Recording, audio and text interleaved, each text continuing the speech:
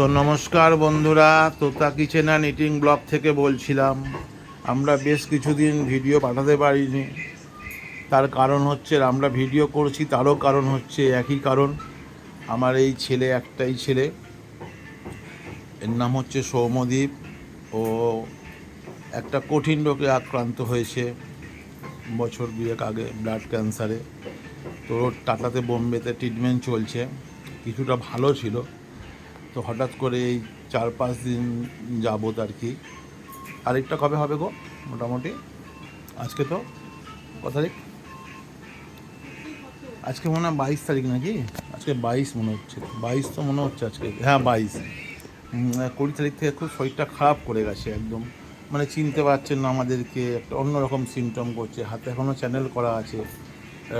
কালকেরও admit করেছিল। এখন দুটো পরীক্ষা করতে দিয়েছে, একটা ব্রেনের দিয়েছে, একটা কানের দিয়েছে, আর একটা হচ্ছে ওর পেটের দিয়েছে। ওইটা কিছু হলে রিপোর্ট যদি ঠিক থাকে তাহলে ঠিক আছে, নাহলে ঠিক না থাকলে আবার অ্যাডমিট করি, ওকে কোনো মেডিসিন দেবে। মেন ব্যাপার হচ্ছে ও এখন 2.5 দিন হয়ে গেল আজকের।